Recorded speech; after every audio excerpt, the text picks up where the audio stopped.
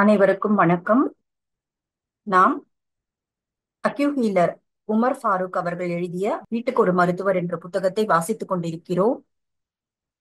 இன்று நாம பார்க்கக்கூடிய தலைப்பு தாகமும் பசியும் தேவையை பொறுத்து.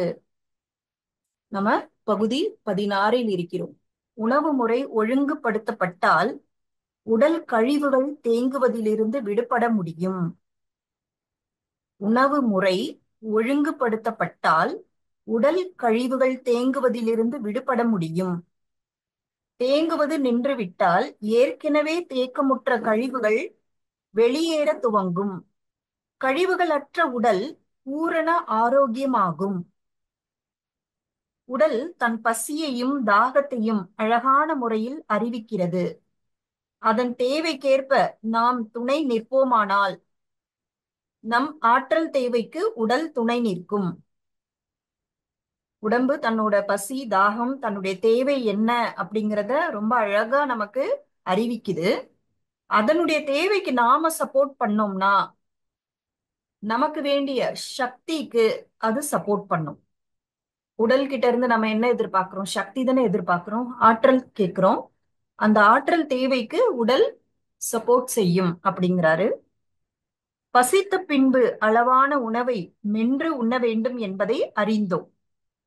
இது போன பகுதியில நம்ம எப்படி சாப்பிடுவது, எவ்வளவு சாப்பிடுவது, இதெல்லாம் நம்ம பார்த்தோம். சாப்பிடும் பொழுது தண்ணீர் அருந்துவது சரியானதா? இப்படி ஒரு கேள்வி எல்லாருக்குமே இருக்கும். சாப்பிடும் பொழுது தண்ணீர் குடிக்கலாமா? நீங்கள் உண்ணும் உணவிற்கேற்ப இரைப்பையின் செரிக்கும் அமிலம் செறிவானதாக இருக்கும். நம்ம என்ன சாப்பாடு சாப்பிடுறோமோ, எவ்வளவு சாப்பிடுறோமோ அதற்கேற்றாற் போல இரைப்பையில அந்த ஆசிட் சுரக்குது இல்ல, அது நல்லா திக்கா தேவையான கன்சிஸ்டன்சில இருக்கும். ஒரு அமிலத்தை அதன் செறிவை குறைக்க வேதியியல் கூடங்களில் என்ன செய்வார்கள்? ஒரு அமிலம் ரொம்ப திக்கா இருக்கு, அதனுடைய அடர்த்தியை குறைக்கணும்னா லேப்ல என்ன செய்வாங்க? அமிலத்தோடு தண்ணீர் கலப்பார்கள். தண்ணீரோடு சேர்ந்த அமிலம் நீர்த்து செறிவு குறைந்து போகும். சோ நம்ம தண்ணீர் குடிக்கும் பொழுது உள்ள ஆல்ரெடி சுரந்த அமிலம் டைல்யூட் ஆயிடுது. அப்ப அதனுடைய அடர்த்தி என்பது, செறிவு என்பது குறைந்து விடுகிறது. அப்படியானால் நாம் உண்ணும் உணவின் தன்மைக்கேற்ப இரைப்பையில் தயாராகும் அமிலத்தின் செறிவும் இருக்கும் அல்லவா? நம்ம போன கிளாஸ்லயே பார்த்தோம். சாப்பிடும் பொழுது முழு கவனத்தோடு சாப்பிடணும். அப்பதான் என்ன சாப்பிடுறோம் அப்படிங்கிறது உடலுக்கு செய்தியாக போயிட்டு அதற்கு தேவையான அளவு அமிலம் சுரக்கும். அப்போ நம்ம என்ன உணவு சாப்பிடுறோமோ அதற்கு ஏற்றாற் போல அமிலத்தின் அடர்த்தி இருக்கும். ஆரஞ்சு பழம் சாப்பிடுறோம்னா அதற்கு செரிமானம் அதிகமாக தேவைப்படாது. இன்னும் திட உணவு வேற ஏதாவது சாப்பிட்டோம்னா அதற்கு தேவையான அமிலம் என்பது, அதனுடைய செறிவு என்பது வேறு விதமாக இருக்கும். சோ நம்ம உண்ணும் உணவின் தன்மைக்கேற்ப இரைப்பையில் தயாராகும் அமிலத்தின் செறிவும் இருக்கும் அல்லவா? அப்படி தயாரான செறிவான அமிலத்தின் மீது நாம் தண்ணீரை ஊற்றுகிறோம். நீர்த்து போன அமிலத்தால் நாம் உண்ணும் உணவை முழுமையாக ஜீரணிக்க முடியாது. சாப்பிடும் பொழுது தண்ணீர் குடிப்பது தவறானது. அதுவும் பசி மட்டும் இருக்கிறது, தாகம் எடுப்பதில்லை. ஏனென்றால் பசி இருக்கும் பொழுது தாகமும், தாகம் இருக்கும் பொழுது பசியும் பெரும்பாலோருக்கு இருக்காது. மெஜாரிட்டி பேருக்கு பசி இருக்கும்போது தாகம் இருக்காது, தாகம் இருக்கும் பொழுது பசி இருக்காது. இது பொதுவாக இருக்கக்கூடிய ஒரு விஷயம். ஆனால் சில நேரம் பசியோடு தாகம் இருப்பதாக தோன்றுகிறதா? அது வெறும் தாகமாகத்தான் இருக்கும். அப்போது போதுமான அளவு தண்ணீரை குடித்தோமானால் தாகமும் பசியும் காணாமல் போகும். நமக்கு பசிக்கிற மாதிரி ஃபீலிங் இருக்கு, ஆனா உண்மையிலேயே அது பசி கிடையாது, தாகம் மட்டும்தான். உணவை நன்றாக மென்று சாப்பிடும் பொழுது போதுமான உமிழ்நீர் வாயிலேயே சுரக்கிறது. எனவே தண்ணீர் தேவை இருக்காது. அதனாலதான் நம்ம நல்லா மென்று சாப்பிடணும் அப்படின்னு சொல்லப்படுது. ஏன்னா வாயில சுரக்கிற அந்த உமிழ்நீர் அதுவே போதுமானது, தனியாக தண்ணீர் தேவை இல்லை. அதே நேரம் நாம் அதிகமான மசாலா பொருள் கலந்த உணவை சாப்பிடும் பொழுது தண்ணீர் தாகம் ஏற்படலாம். அந்த நேரத்தில் குறைவான அளவு தண்ணீரை சாப்பிடும் இடைவேளையில் குடிக்கலாம். நம்ம நிறைய ஸ்பைசியா சாப்பிடுறோம் அப்படின்னா தண்ணீர் தாகம் ஏற்படும். அந்த நேரத்துல நம்ம சாப்பிடுற இடைவேளையிலேயே நம்ம கொஞ்சமா தண்ணீர் குடிக்கலாம். ஆனால் சாதாரணமாக நாம் சாப்பிடும் பொழுது தேவையில்லாமல் தண்ணீர் அருந்துவது உடலின் செரிமானத்தை பாதிக்கும். ஏன்னா உணவு ஜீரணமாகணும்னா அதற்கு அந்த அமிலம் ரொம்ப முக்கியமானது. ஆனா அந்த அமிலத்தை நாம தண்ணீர் குடித்து நீர்க்க செய்து விட்டோம் என்றால் அது செரிமானத்தை பாதிக்கும். சாப்பிட்டு முடித்து சிறிது நேரம் கழித்து இரைப்பை ஜீரணம் முடியும் நிலையில் தாகம் ஏற்படும். இப்போது தண்ணீர் குடிப்பதுதான் செரிமானத்திற்கு உதவியாக இருக்கும். ஜீரணத்தோட வேலையெல்லாம் முடிஞ்ச பிறகுதான் தாகம் ஏற்படும். அப்போ தண்ணீர் குடிக்கிறது தான் செரிமானத்திற்கு உதவியாக இருக்கும். நாம் இயல்பாகவே பசியை உணர்ந்து சாப்பிடுவதில்லை. அப்படி பசி இல்லாத போது உணவை நன்றாக மெல்லாமல் அப்படியே விழுங்கிக் கொண்டு தண்ணீரையும் குடிக்கிறோம். இதில் எத்தனை தவறுகள் ஏற்படுகின்றன? முதல் தவறு பசியற்ற நிலையில் உண்ணுவது. இரண்டாவது அளவில்லாமல் உண்ணுவது. மூன்றாவது அரைக்காமல் விழுங்குவது. 4 தாகமற்று உணவோடு தண்ணீர் குடிப்பது. 5 சாப்பிட்ட பின்பு வயிறு முட்ட மீண்டும் தண்ணீர் குடிப்பது. இவ்வளவு தவறுகள் செய்யும் பொழுது ஜீரண கோளாறு. அப்ப என்ன நடக்கும்? உடலுக்கு தேவையான ஆற்றல், அந்த சக்தி கிடைக்காது. கழிவுகள் அதிகமாகும். எத்தனை விளைவுகள் பாருங்க. இப்படி தொடர்ந்து உடலை நாம் துன்புறுத்தி கொண்டிருந்தால் உடல் நம்மை துன்புறுத்த துவங்கும், நாம் உணரும் வரை. உணவு சாப்பிடும் முதல் நிலையில் துவங்கும் செரிமானம் நாம் சாப்பிட்டு முடித்த பின்பும் தொடர்கிறது. சாப்பாடு சாப்பிடுற அந்த ஃபர்ஸ்ட் ஸ்டேஜ்ல ஜீரணம் அப்படிங்கறது ஆரம்பிக்குது. ஆனா நம்ம சாப்பிட்ட பிறகு கூட அந்த ஜீரணம் என்ற அந்த ஒரு செயல் நடந்து கொண்டேதான் இருக்கிறது. நாம் உணவு உண்ட பிறகு நன்றாக வாயை கொப்பளித்து துப்புகிறோம். இதுவும் தேவையற்ற ஒன்று. உடலின் உள்ளே நடக்கும் ஜீரணம் நிறைவடையும் முன்பு வாயில் தேவையான உமிழ்நீர் மீண்டும் சுரக்கிறது. இந்த உமிழ்நீர் காரத்தன்மை வாய்ந்ததாக இருக்கும். அதாவது இந்த காரத்தன்மைனா ஆல்கலைன்னு சொல்றாங்க. ஏனெனில் நாம் சாப்பிட்ட உணவின் துகள்களை மீண்டும் சுரக்கும் உமிழ்நீர் அடித்து கொண்டு போய் இரைப்பையில் சேர்க்கிறது. நம் வாயில் உணவு உண்ணும் பொழுது விடப்பட்ட துகள்கள் காரத்தன்மை மிகுந்த உமிழ்நீரால் செரிக்கப்படுகின்றன. இந்த நேரத்தில் வாய் கொப்பளிப்பது தேவையற்றது தானே. சரி, எப்பொழுது கொப்பளிக்கலாம்? சாப்பிட்டு முடித்து சில மணி நேரம் கழித்து வாயில் சுவை உணர்வு மறைந்து பிசுபிசுப்பு தோன்றும் பொழுது கொப்பளிக்கலாம். இதே போல நாம் சாப்பிடாமல் இருக்கும் பொழுது வாயில் எப்பொழுதெல்லாம் பிசுபிசுப்பு தோன்றுகிறதோ அப்பொழுதெல்லாம் கொப்பளிக்கலாம். இது செரிமானத்திற்கு மேலும் துணை புரியும். தாகத்தில் நாம் தெரிந்து கொள்ள வேண்டியது இன்னொன்று உண்டு. தாகம் என்பது உடலின் தண்ணீர் தேவை.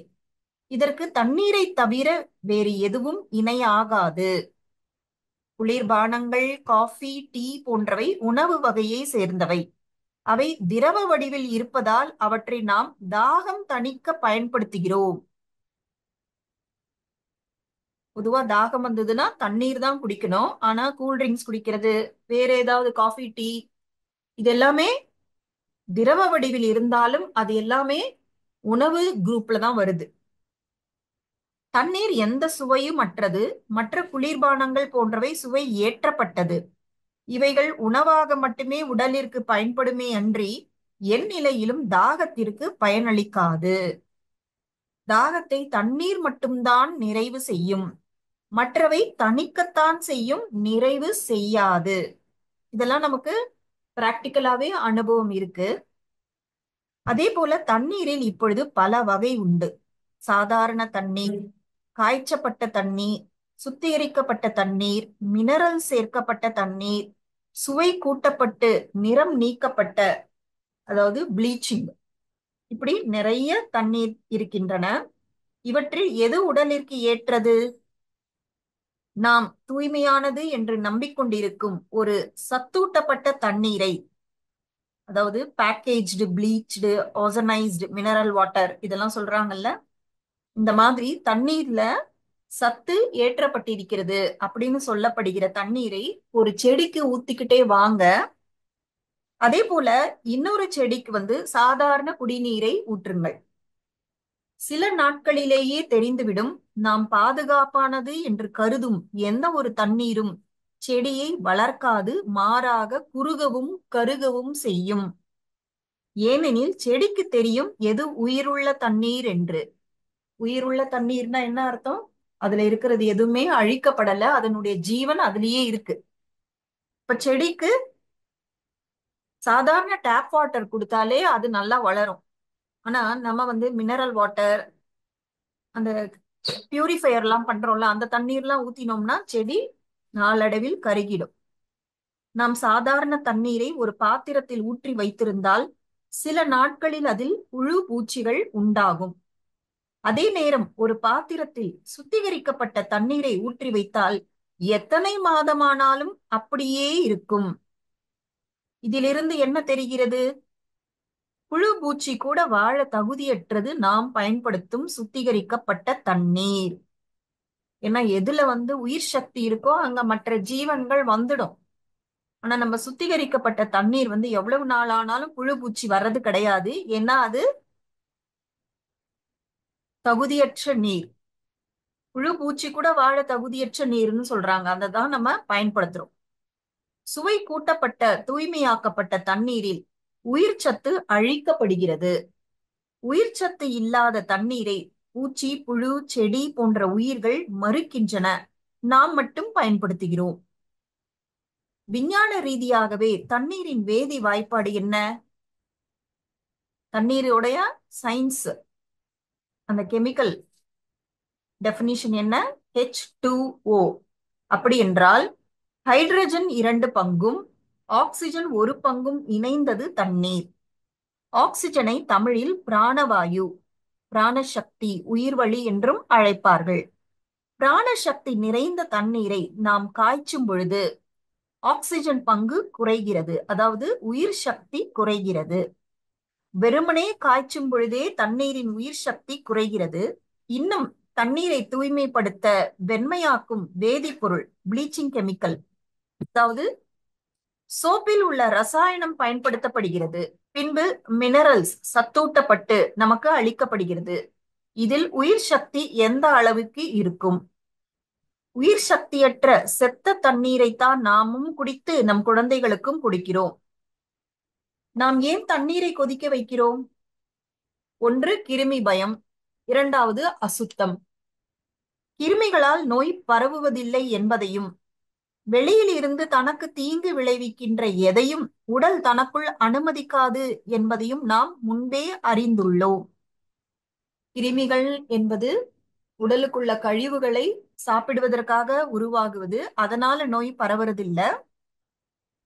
அதே போல வெளியில இருந்து தனக்கு தீங்கு விளைவிக்கின்ற எதையும் உடல் தனக்குள் அனுமதிக்காது. இதை நம்ம ஏற்கனவே படிச்சிருக்கோம். கிருமியை காரணமாக சொல்லி வணிக நிறுவனங்கள் தங்கள் விற்பனையை பெருக்கிக் கொள்கிறார்கள். அப்படி என்றால் அசுத்தமாக இருக்கும் தண்ணீரை என்ன செய்வது? அரசாங்கம் தன் பங்கிற்கு தண்ணீர் தொட்டிகளில் குளோரின் கொட்டுகிறார்களே. குளோரின் என்பது கிருமி நாசினி, ப்ளீச்சிங் பவுடர். கவர்மெண்ட்டும் டேங்க்ல எல்லாருமே குளோரினை கொட்டுறாங்க. குளோரின் திறந்தவெளி காற்று படும் பொழுது ஆவியாய் போகும். அல்லது மண் பாத்திரங்களில் தண்ணீரை ஊற்றி வைத்தால் தூசுகளோடு தேவையற்ற குளோரினையும் ஈர்த்து சுத்தமாக்கும். அதோடு உயிர் சத்தின் அளவையும் கூடுதலாக்கும் தன்மையும் மண்பானைகளுக்கு உண்டு. அல்லது தண்ணீரில் உள்ள தூசுகளை ஈர்க்க தற்போதுள்ள சாதாரண வடிகட்டிகளை பயன்படுத்தலாம். ஆர்டினரி ஃபில்டர்ஸ் இருக்கு இல்லையா, அதுவே போதும். அனைத்தையும் விட மண்பானை தண்ணீர் ஆரோக்கியத்திற்கு உகந்தது. உடலின் தாக தேவையை பூர்த்தியாக்கும். சோ இப்படி இந்த பகுதி 16 முடியுது. மீண்டும் பகுதி 17ல் வேற என்னெல்லாம் நம்ம கத்துக்கலாம் அப்படிங்கறத பார்க்கலாம். நன்றி, வணக்கம்.